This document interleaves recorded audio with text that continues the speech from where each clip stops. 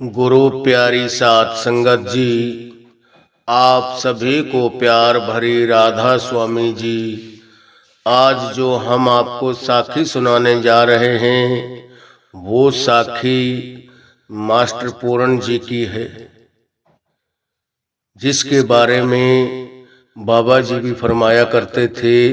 अगर वो कहीं किसी बाहर की कंट्री में जाते हैं सत्संग देने के लिए, महीना 2 महीना या ब्यास डेरे में नहीं होते, तो बाबा जी ने अपने मुख से यह बात बोली संगत को कि अगर बाय द वे मैं ना हूं और आप शरीर रूप में आपको मेरे को यहाँ देखना चाहें तो आप मेरे और मास्टर पूरन में कोई फर्क नहीं है। मास्टर पूरन के आप दर्शन कर लिया करो, मेरे और उसमें कोई फर्क नहीं है। वो मेरी बराबर ही पहुंच है उसकी भी। तो एक बार हजूर के टाइम की बात है, मास्टर पूरन जी हजूर से कहते थे कि हजूर मेरे गांव में आप सत्संग दो, मेरे गांव में आप सत्संग फरमाओ।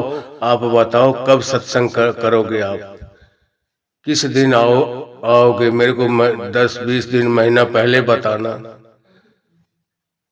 ताकि मैं इंतजार कर सकूं, इंतजार क्या इंतजाम कर सकूं।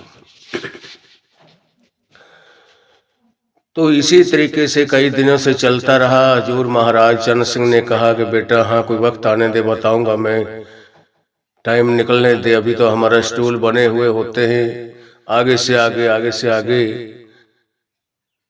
वक्त नहीं मिल रहा, मगर आपका गांव का भी हम सत्संग जरूर देंगे। ये वचन हजूर ने उनको दे दिए थे कि एक ना एक दिन जरूर आपके गांव में आएंगे और आपके गांव में सत्संग फरमाएंगे। अब कई दिन चलते रहे इसी तरीके से। तो जब सरसों चना और गेहूं की बुआई हो रखी थी, जब वो चने भी फल पे आने लगे, जब उनको फूल लगने शुरू हो जाते हैं, उस वक्त गेहूं भी अच्छी बड़ी हुई थी, सरसों भी अभी फूलों में आई ही थी, छोटी थी, अभी 1-2 फुट लंबाई थी उनकी। उस वक्त हजूर ने मास्टर पूरन को कहा कि मास्टर पूरन जी, अगले संडे मैं आपके गांव में सत्संग फरमाऊंगा। अब वहाँ जहाँ बाबा जी का सत्संग होता है, आप जानते ही है कि कितना संगत वहाँ पहुँचती है। बाबा जी का जहाँ सत्संग फरमाते हैं बाबा जी, कितनी संगत पहुँचती है, कितनी गाड़ियाँ होती हैं, कितने साधन होते हैं वहाँ, कितनी संगत होती है, कितना बंदोबस्त किया जाता है। मगर उस वक्त पक्के पंडाल नहीं होते थे, पक्के शेड नहीं होते थे, ये शामियानों वाला पंडाल लगाया जाता था। हजूर के टाइम ये शामियानों के पंडाल लगते थे बांस बल्लियों से। तो जब उसको 15-20 दिन महीने पहले बता दिया हजूर ने कि मास्टर पूरन जी फला तारीख को मैं आपके गांव में सत्संग फरमाऊंगा। अब उसने देखा इतनी बड़ी जगह, सबके खेत बुआई है, हो रखे हैं, कहीं जगह नहीं, और बाबा जी कहते हैं मैं आपके गांव में अब सत्संग दूंगा। तो कहीं जब जगह का बंदोबस्त नहीं हुआ तो मास्टर पूरन जी के पास अपनी जमीन 50 किला थी, 50 किले 50 एकड़ जमीन थी उसके पास। और उसने क्या काम किया, जो उसकी फसल खड़ी थी, अपने खेतों में गेहूं की बुआई कर रखी थी, सरसों की, चने की, उस अपने सारे 50 किले के अंदर वो सारा बंदोबस्त अपने सत्संग का करवा दिया। गाड़ी रोकने के लिए, संगत को बैठने के लिए, स्टेज का, तो जितनी फसल थी सब नहस हो गई। आप जानते ही हैं कि हम जहाँ से अब गाड़ी को निकाल दें, अब फसल हुई है और उस फसल को गहा देते हैं, उसको तोड़ मरोड़ देते हैं, तो उसमें क्या बचता है। दोबारा वो संभलता है, जैसे तैसे करके संभल जाए तो, ना संभले तो नहीं भी बनता फिर वो। तो जब पूरे उसने अपने खेतों में शामियाने लगवा दिए, नीचे सब खत्म करवा दिया, कहीं जोत लगवा दी या कहीं वो सब ऐसे कैसे खड़ी फसल के ऊपर नीचे ऊपर शामियाने लग गए, नीचे बिछाई करवा दी, सारी संगत ऊपर ऐसे ही सरसों के खेत, गेहूं के, चने की बुआई हो रखी थी, सब के ऊपर ऐसे के ऐसे नीचे दाब दिया और संगत से कहा आओ बैठो आप। सारी संगत को बिठाया, लंगर पानी सारा इंतजाम हुआ, सत्संग फरमाया हजूर ने। और सत्संग फरमाया, इतनी अपनी दया मेहर अपनी रहमत बरसाई कि क्या हम बयान नहीं कर सकते। क्यों? उसके ऊपर बहुत खुश थे। तो जब हजूर ने वहां से सत्संग किया और सत्संग करने के बाद में वो जो जितना सामान था सारा सामान फटाफट से संगवाया गया जाता है, वहां कहीं भी सत्संग होता है। मगर उन्होंने बड़ी मुश्किल से वो शामियाने इकट्ठे किए, फटाफट गाड़ियों में लदे और ब्यास में पहुंचाए गए। और जितनी वो फसल थी, नीचे टाट वगैरह जो बिछाए हुए थे, नीचे जो बिछाई होती है चटाइयाँ होती हैं, सबको इकट्ठा करके ब्यास पहुंचा दिया। तो मास्टर पूरन सिंह की जितनी भी फसल थी सारी नहस तहस हो चुकी थी, खत्म हो गई थी। मगर देने वाला तो वो मालिक है, वो तो चाहे जो जी चाहे कर सकते हैं, वो तो खुद परमात्मा होते हैं। तो जैसे ही वहां से सारी संगत गई, अपने अपने घरों पे सारा सामान संगवा लिया, इतने बादल चढ़े, फटाफट से सारे सामान को हटाया, वहां से छिपाया कहीं भीजने से, और फटाफट सामान संगवाया। और शाम तक बारिश लग गई, शाम तक बरसात लगी और बरसात 3 दिन रुकी नहीं। 3 दिन का झड़ लग गया, कभी तेज कभी मंदी कभी तेज बारिश बरसती रही 3 दिन तक। अब जो वो चने थे मास्टर पूरन के खेतों में, और गेहूं थी, सरसों थी, जितनी फसल टूट गई थी, खराब हो गई थी, अब बरसात एक पानी ऐसी चीज है ऊपर से चलती रहे, ऑटोमेटिक वो खड़े हो गए सीधे। एक बार दबे जरूर, गए थे जहां से आदमी का पैर आ जाता है ऊपर से, फसल टूट जाती है, खत्म हो जाती है। मगर वो तो बाबा जी ने रहमत बरसानी थी, पिछले सालों से भी उसकी दुगनी फसल करनी थी। तो जब इतना बरसात लगी, वो उन्हीं चनों के खेतों ने, जो गेहूं के खेत थे, सरसों के खेत थे, इतना उनके अंदर वो ताकत मालिक ने भर दी उसकी फसल के अंदर, क्यों जहां सतगुरु खुद चरण डालते हैं, खुद जाकर बैठते हैं, उस धरती को तो भाग लग जाता है। जहां अपनी दया दृष्टि चारों तरफ घुमाते हैं, वो जहां जाकर बैठ जाते हैं, वहां तो सूखे हुए पेड़ भी हरे भरे हो जाते हैं। संत की तो दया दृष्टि, उसकी नजर में वो ताकत होती है, जी चाहे कर सकते हो। तो दोबारा जब 3 दिन बरसात लगी रही सत्संग के बाद, इतनी हरी भरी फसल हो गई, पहले से भी दोगुनी चौगुनी। अड़ोसी पड़ोसी जो गैर सत्संगी थे वो भी आकर देखते कि कमाल हो गया, हम तो सोच रहे थे कि मास्टर पूरन की जितने भी 50 किले उनकी बुआई हो रखी थी, सारे इसके खेत जो खेती थी खत्म करवा दी। और उस मास्टर के बारे में गांव वाले, समाज के अड़ोसी पड़ोसी कहा करते, जिनको इतना ज्ञान नहीं था, नहीं जानते थे मालिक के बारे में, सतगुरु के बारे में, कि उनकी कर्म में पता नहीं क्या राज होता है। वो भी उनकी चर्चा चलने लगी गांव गांव में, अड़ोस पड़ोस में, कि देखो ये कैसा अंधभक्त, कोई उसको बोलता था, कोई कुछ कहता था, कि इसने अपनी आंखों देखे, कहते हैं ना आंखों देखे कोई काम नहीं करवाता, इसने आंखों देखे सब कुछ पता होते हुए कि ये मेरी फसल टूट जाएगी, खत्म हो जाएगी। मगर उसने कहा कि ये मेरा क्या है, सब कुछ उस मालिक का है, मेरा मुझ में कुछ नहीं, जो कुछ है सो तेरा, मेरा मुझको सौंप दे, क्या लागे तेरा। मगर हम यही चीज नहीं सौंपते हैं, इस मैं मेरी को ही, इस हौमे को, इस अहंकार को, नहीं सौंपते। तो जितनी फसल में वहां बरसात लगी रही, इतनी दोगुनी चौगुनी फसल हुई। जब मास्टर पूरण के जो चने के खेत थे ना, उनमें आगे पीछे 1-2 ट्रॉली चने होते थे, और जब उसके ऊपर सत्संग हुआ, उस सारी फसल को उन्होंने तोड़वा दिया था, खत्म करवा दिया था।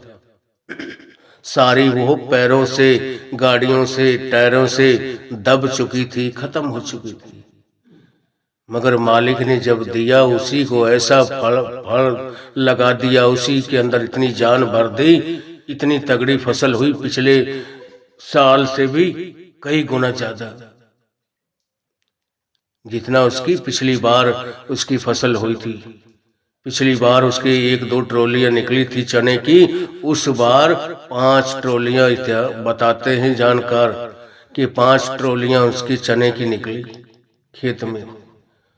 और कितनी गेहूं हुई, कितना उसकी उस सरसों के जो खेत थे, कितनी सरसों की पैदावार हुई। यह हमारी सोच है। आज हम सत्संगी होने के बावजूद भी कोई हमारे खेत में किसी का पैर पड़ जाता है, टूट जाता है, हमारा कोई पेड़ है, कोई हमने कोई मक्की लगाई है अपने पेड़ में, सरसों है, कोई चना है, गेहूं है, तो अगर कोई वहां से रास्ता पड़ गया, डंडी बन गई, लोग आने जाने लग गए, हम वहां से किसी कांटेदार किसी पेड़ में से एक डाली काट कर वहां रख देते कि ये यहां से ना निकले। भाई रास्ते कभी किसी के बंद मत करो। आज हम किसी का रास्ता बंद करेंगे ना, वो मालिक हमारा पता नहीं कहां से रास्ता बंद कर देगा। और कोई पता नहीं होता कौन से आदमी की, किस आदमी का, वो कैसा कोई मालिक की कमाई करने वाला है, कैसा कोई भजन बंदगी करने वाला है, पता नहीं किसका पैर उसकी खेती में पड़ जाए, उसके धन भाग हो जाते हैं। उस फसल को, उस इंसान को 4 चांद लग जाते हैं, जिनको संत महात्माओं की, संत के प्यारों की दया दृष्टि जिनके ऊपर पड़ जाती है।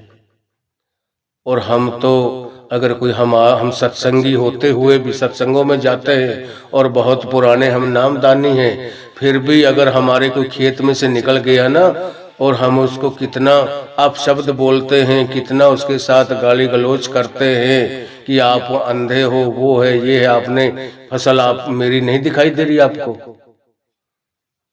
कितनी हमने आज तक अपने मन को मारा, क्या समझा हमने। आज हमें 40-50 साल हो गए सत्संगों में जाते हुए, आज तक हमें यही समझ नहीं आई कि पता नहीं मालिक ये कहाँ से आया है, बेचारा रास्ता भटका हुआ है, यहाँ से निकल भी गया, हमारे 2-4 पेड़ खत्म भी हो गए, कोई बात नहीं। क्या पता ये जितने पेड़ टूटे हैं, इनकी बदौलत और जितना खेत में फसल है उसमें और बढ़ोतरी कर दे वो मालिक, कितना उसको तगड़ा बना दे। ये तो परमात्मा के हाथ में है। अगर वो ना चाहे ना, अगर हम एक पेड़ को भी नुकसान ना होने दें, एक एक पेड़ को बचा कर रखें, फिर भी उतनी फसल नहीं होती। और कईयों की हम देखते हैं जिनका मालिक की तरफ ख्याल जुड़ा रहता है, मालिक की भजन बंदगी में लीन रहते हैं, बाहर जाकर देखते ही नहीं, एक बार बुआई करे आए और उसके बाद में अपने जाकर फसल को देखते हैं तो दुनिया की फसलों से भी अच्छी लहरा रही होती है, हरी भरी खड़ी होती है। और देना उस मालिक ने है।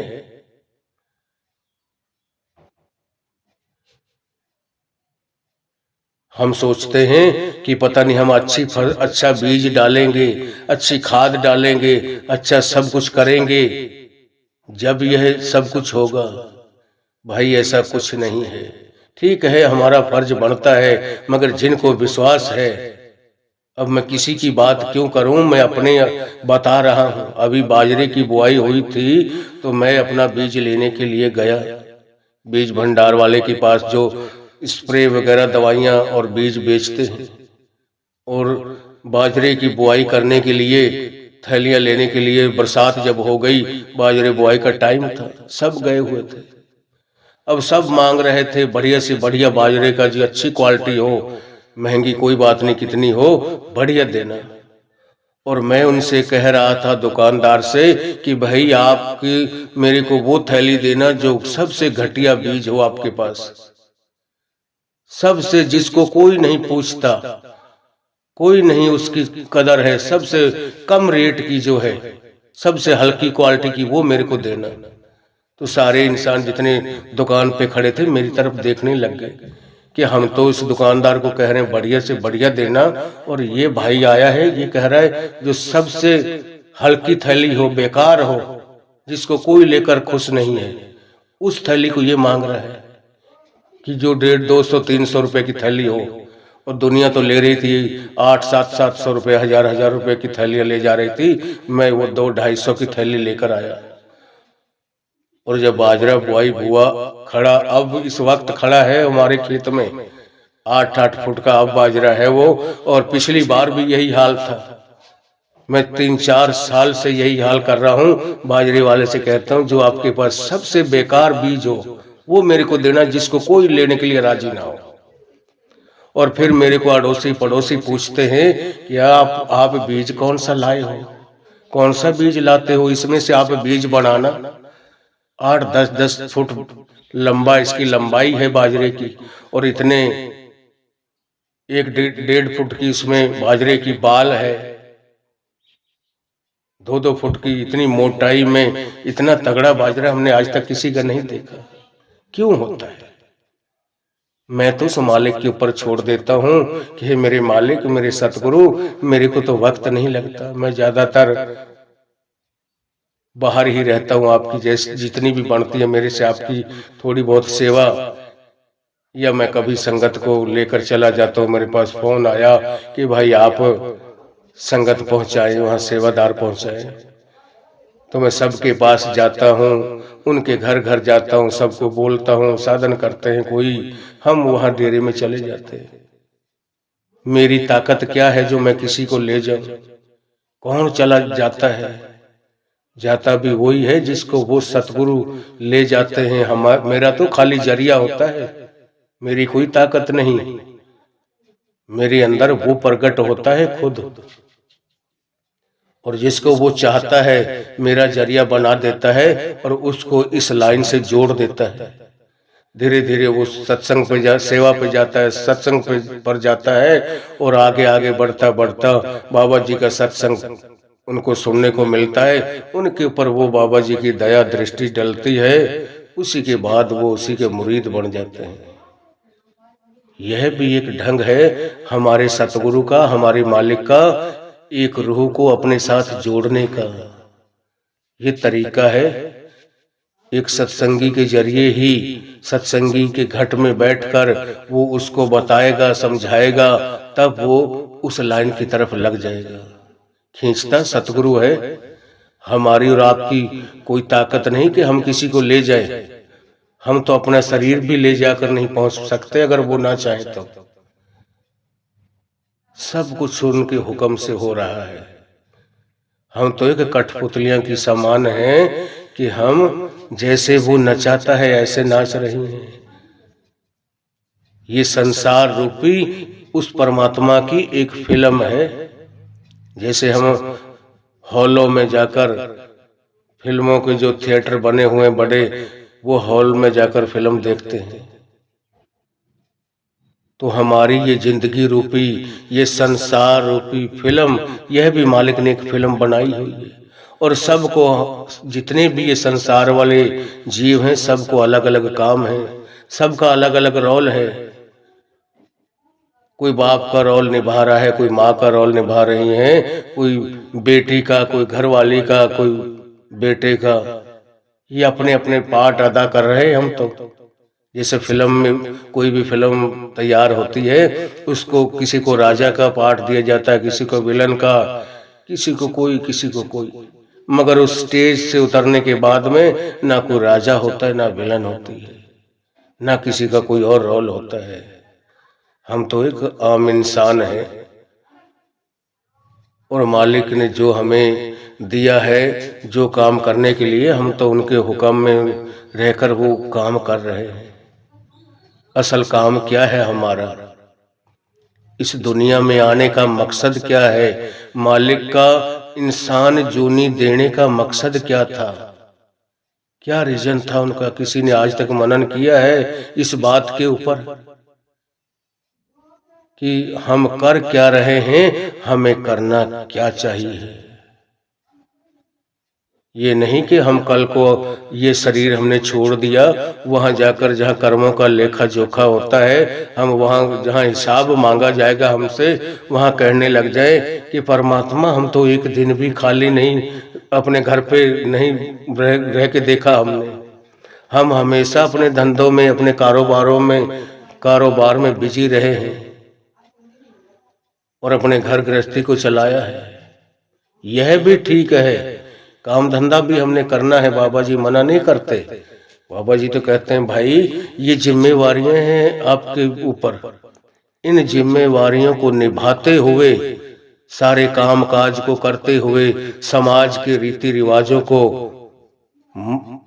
आगे रखते हुए सारे काम करने हैं हमने।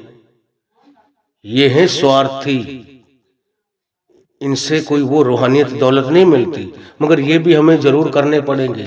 इनके साथ भी लेन देन का जो हमारा हिसाब किताब है वो भी खत्म करना है, मगर इसके साथ साथ हमें उस परमात्मा की भजन बंदगी भी करनी है। स्वार्थ और परमार्थ जब तक हम दोनों नहीं करेंगे हमारा पार उतारा नहीं होगा। क्यों? क्योंकि यह हमारे शरीर की खुराक होती है भोजन, और हमारी आत्मा की खुराक है भजन। जो हमारे सतगुरु ने हमें वो भजन सुमरन की दात बख्शी है, वो कमाई करें, वो हमारी रूह की, हमारी आत्मा की वो खुराक है। उस खुराक को हम दोनों वक्त देंगे, मालिक कितना खुश होता है, कितनी दया मेहर उसके ऊपर करता है, कितना उसको हर दुख कष्ट से बचाता है, हम कभी अंदाजा नहीं लगा सकते। हम अपने घर पे कोई नौकर चाकर रख लेते हैं, वो कितना ध्यान रख सकता है, वो हमारा कुछ ध्यान नहीं रख सकता। हमारे सतगुरु जो हमें बचाते हैं, आज हम कहीं रोड पर जा रहे हैं, वहां से हमारे घर परिवार वाला कोई नहीं बचा सकता। हम कहीं एकदम गाड़ी के नीचे आना होता है तो गुरु तो हमारे साथ साथ होते हैं, साथ होते हैं। वहीं से पकड़कर कोई बहाना लगा, एकदम धक्का लगा, या हम इधर गिर गए दूसरी तरफ, अगर इस तरफ गिर जाते तो टायर के नीचे आकर हमारी मौत तय थी, मगर बचाने वाला हमें दिखाई नहीं देता। क्यों? कि वो तो अंदर बैठा हुआ है, मालिक कहीं दूर थोड़ी है, वो तो इस शरीर रूपी घर में है। हम उसको मंदिरों में, मस्जिदों में, गुरुद्वारों, गिरजाघरों में ढूंढ रहे हैं, तीर्थ यात्राओं में उस परमात्मा को ढूंढ रहे हैं। वो तो उनकी याद में बनाए थे जिन संत महात्माओं ने मालिक की भजन बंदगी की। और जो आज जो ये सरोवर बने हुए हैं, लोग समझते हैं पता नहीं उनमें जाकर हमारे कर्मों का सारा नाश हो जाएगा, सारे कर्म खत्म हो जाएंगे। आज तो हमारे घर पे टंकियां टोटियां लगी हुई हैं, पानी का कितना इंतजाम है, वाटर सप्लाई है। पुराने वक्तों के अंदर वो हक हलाल की कमाई करते थे, अपने परिवार को भी पालते थे, और मेहनत मजदूरी करके जब थक हार कर कहीं से आते तो वो जो कुंडे बनाए हुए होते थे पानी के, उसके अंदर नहाते, और बेचारे उन कपड़ों को भी पसीना धोकर, पसीना साफ करके उसको कपड़ों को सुखा देते थे, और शरीर को तरोताजा करके फिर मालिक की याद में बैठ जाते थे। सिर्फ बाहरी शरीर की मैल को धोने के लिए ये पसीना जो गर्मियों के वक्त में निकलता है, वो सिर्फ नहाने के लिए उन्होंने अपना वो कुंडे बनाए हुए थे, वो जगह बनाई हुई थी। कोई और बंदोबस्त हुआ नहीं करता था। ये नहीं था कि कोई ट्यूबवेल लगे हुए होते थे, उन्होंने बटन दबाया और ताजा पानी, ताजा मोटर चलाकर नहाने लग जाते थे। वो एक कुंडे बनवा देते थे पक्के, और 8-10 फुट का, उसमें 4-5 फुट गहरा होता था, उसमें पानी भर देते थे। कहीं से भी साफ पानी मंगवा कर भरते, जब भी नहाना होता उसी में नहा लेते। कहते हैं ना, 1.25 मन पानी पाक होता है। मुसलमान भाई कहते हैं 1.25 मन पानी जो होता है वो पवित्र होता है, उसमें चाहे कोई कुछ भी कर जाए वो अपवित्र नहीं माना जाता, पवित्र माना जाता है। तो वो हमेशा ही उसके अंदर बाहर खेती का भी काम करते थे। गुरु नानक साहब ने करतारपुर में खेती की, खुद अपने खेतों में हल चलाए, 10 नौहों की मेहनत मजदूरी करके अपना पेट भी पाला और अपने घर परिवार का भी काम किया, घर गृहस्थी को भी चलाया और उस परमार्थ को भी कमाया। तो बात चल रही थी इंसान जोनी के ऊपर कि मालिक ने इंसान की जोनी हमें किस काम के लिए दी है? सिर्फ भजन बंदगी के लिए। जो काम हमसे आज तक पूरा नहीं हुआ, आज तक हम यहाँ नरकों के दुख उठा रहे हैं, इतने दुख कष्ट कलेश, बेटा किसी को दे रहा है तो कहीं बेटी की तरफ से वो उसका दामाद उसको शराबी कबाबी मिल गया, उसकी बेचारी की किस्मत से बेटी दुखी है, वो माँ बाप के पास फोन करती है, माँ बाप भी दुखी है। कहते हैं ना, जिसकी जाई सुखी उसकी माई सुखी, कि जिसकी बेटा बेटी सुखी हो ना, उसके माँ बाप भी सुखी होते हैं। वो भी अपनी चैन की नींद सोते हैं और अपनी चैन की नींद से उठते हैं, उधर से बेफिक्र होते हैं। अगर उनका कोई ऐसा दामाद मिल गया, लड़की उनकी दुखी है, परेशान है, वो मारता पीटता है, शराबी कबाबी है, तो बेचारे अपने घर के, चाहे उसके 3-4 लड़के हैं, वो बिल्कुल सही हैं, और लड़की उसकी एक ही है, और उसको भी ऐसा वो दामाद मिला है, वो इतना दुखी इतना परेशान करता है जिसकी कोई हद नहीं। तो कहा जाता है माँ बाप तो जन्म के साथी होते हैं, कर्मों के साथी नहीं होते। कर्म हम अपने अपने सब लिखा कर आए हैं, और जो हमारे कर्मों में लिखा हुआ है उसे कोई हटा नहीं सकता, मिटा नहीं सकता। वो हमें जरूर होता है हमारे साथ, वो हमें चीज जरूर मिलती है, चाहे हम कुछ करें या ना करें।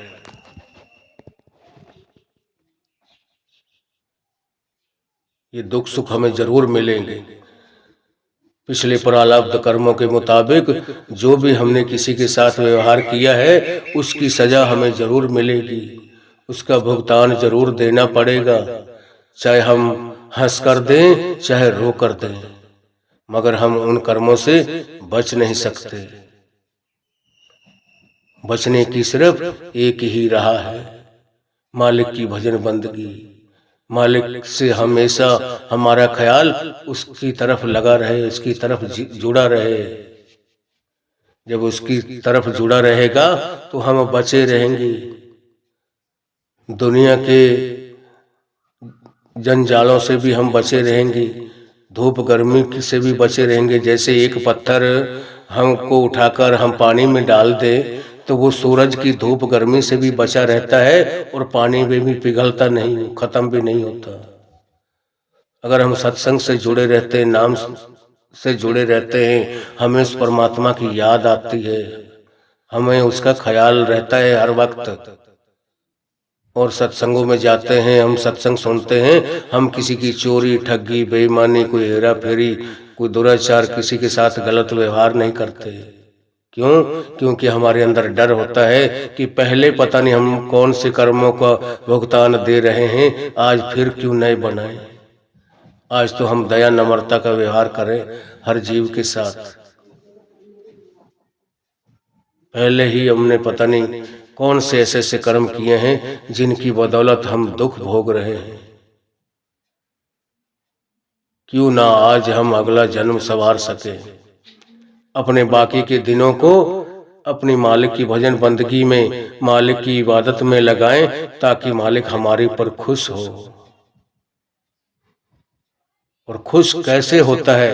वाणी में आता है सर्व रोग का औखद नाम, कि सारे रोगों की वो एक ही दवा है, मालिक की भजन बंदगी, वो भजन सुमरन। जब हम उस काम को पूरा नहीं करेंगे, हम जिंदगी में हमेशा दुखी रहेंगे, कभी सुख की सांस नहीं ले पाएंगे। मगर हमने और हर चीज को अपना बनाया हुआ है, एक पराया समझते हैं ना हम किसी को, या हमने कोई पराया बनाया हुआ है, उस परमात्मा को बनाया हुआ है। सब कुछ अपना, एक राम पराया। हर चीज को ये हम अपना कहते हैं, ये जमीन मेरी है, ये दुकान मेरी है, ये गाड़ी मेरी है, घर मेरा है, ये बाल बच्चे मेरे हैं, और मैं मेरा मेरा करते कुछ नहीं होता। यही बच्चे जिनको आज हम अपना अपना कहते हैं, यही एक दिन अपने हाथों से जलाकर आ जाएंगे। हमें कौन अपना है? हम वो काम करें जो यहाँ और वहां हमारे साथ हो। तो सब बंधु जिये का एथे उथे नाल, कि वो हम नाम की कमाई करें, भजन सुमरन की कमाई करें, वो दौलत हमारे साथ होगी ना, हमारे पास होगी, तो हम यहाँ भी 4 दिन सुख के काट निकाल सकते हैं, और इस शरीर को छोड़ जाने के बाद भी हर मंजिल पे हमारे साथ वो तोसा बोलते हैं, रास्ते का खाना। जैसे हम कहीं पंजाब या कहीं भी जा रहे हैं, हमें पता है कि हम कल पहुंचेंगे वहां, और रास्ते में भूख लगेगी तो हम अपने घर पर ही कुछ सब्जी बनाकर और रास्ते में 2-4 परोठे खाने के लिए या अपना खाना साथ में ले जाते हैं, कि वहां हमें 1-2 दिन बाद पहुंचेंगे, तब तक भूखा थोड़ी ना रहेंगे, हमें कुछ खाना भी पड़ेगा। तो हम अपना बंदोबस्त अपने घर से ही करके चलते हैं। तो जो पहले ही बंदोबस्त करके जाएगा, उसको कभी दुख का सामना ही नहीं करना पड़ेगा। और कमाई करके जाएंगे तो हम मालिक से भी नजर से नजर मिलाकर बात कर पाएंगे, और हमारे अंदर वो ऐब, वो पाप, हमारे उल्टे सीधे कर्म वहां ये ना हो कि हम वहां सिर नीचे झुकाकर बैठे रहें। जिसके बारे में वाणी में आता है, मत हर पूछे कौन है जो परो हमारे द्वार, कि भाई ऐसी स्थिति नहीं आनी चाहिए कि हम हरि के द्वार पर हमें घसीट कर ले जाया जाए, खींच कर ले जाया जाए, और वहां भी हमारे कर्मों को देखकर हम वहां तो ऐसे सामने टीवी चल जाएगी, एक एक जैसे हम फिल्म देखते हैं, हमारा हर चीज उसका भी सीन आएगा, उसका भी आएगा, जिसके साथ हमने कुछ जो भी कुछ गलत किया है, सब वहां पूरी रील हम खुद देखेंगे, अपनी को, अपनी जिंदगी रूपी फिल्म को खुद देखेंगे वहां, जहां हमारा कर्मों का हिसाब होता है। और फिर हमें कई कर्म हम ऐसे किए होते हैं हमारे, हमें शर्म से नीचे अपना सिर गड़ा लेते हैं, ऊपर नहीं उठाकर, सर उठाकर नहीं देखते किसी की तरफ के लोग क्या देख रहे हैं सब ये मेरी फिल्म को, और क्या कहेंगे। तो भाई इसी काम को करने के लिए तेरे को मालिक ने इंसान का जामा दिया, इन्हीं मौज मस्ती के लिए यह इंसान की जूनी दी परमात्मा ने आपको। इसीलिए उसी के बारे में कहा गया है कि मत हर पूछे कौन है जो परो हमारे द्वार, मत हर पूछो कौन है, कि कभी वो परमात्मा ये मत पूछे अपने उन एहलकारों से, अपने जमदूतों से, धर्मराज भी, कि भाई ये कौन है, कौन सी रूह को लाए हो खींचकर, कैसे नीचे सर लटकाए हुए, ऊपर देख भी नहीं रहा, क्यों देखता क्यों नहीं? उसके कर्म ही ऐसे होते हैं, वो किसी से नजर नहीं मिला पाता। आज के वक्त हम अभी भी जिंदे हैं, अभी देख ले, अगर हम किसी के साथ कोई छेड़खानी करते हैं और वो पंचायत हो जाती है, तो वो जुल्मबार को हम पंचायत में जब बुला लेते हैं तो वो सबसे नीचे सर गड़ाकर जमीन को खोदता हुआ मिलेगा, नीचे की तरफ सर झुका हुआ होगा, गर्दन छाती उसकी नीचे की तरफ लटकी होगी शर्म के मारे। क्यों? क्योंकि उसने वो गलती की होती है, उसे अपनी गलती का एहसास होता है। तो भाई ऐसा कभी कोई कदम ना उठाए जिसकी बदौलत हमें यहाँ भी लज्जा होना पड़े और उस परमात्मा के घर में भी लज्जा होना पड़े। हमेशा बड़ों का आदर मान करें, उनकी इज्जत करें और मालिक हमारी इज्जत करेगा। अगर हम क्षमा करेंगे आज किसी को, मालिक हमें पता नहीं कहाँ से कोई कितना बड़ा कोई कर्म हो जाए, हमसे कोई काम हो जाए, उसमें वो भी क्षमा कर देगा, बख्श देगा हमें। तो मैं आगे ज्यादा इस साखी को लंबा ना करते हुए इस साखी को यहीं विराम दूंगा। और जो भाई बहनें सुनते हैं हमारे मेरी साखी को, कमेंट में राधा स्वामी जरूर लिखें और यह भी लिखें कि हम कौन से एरिया, कौन से स्टेट से सुन रहे हैं और हमें यह आपकी साखी सुनकर अच्छी लगी या गलत है, ठीक है या नहीं है। अगर आपको अच्छी लगे तो आप लाइक सब्सक्राइब कर दें। राधा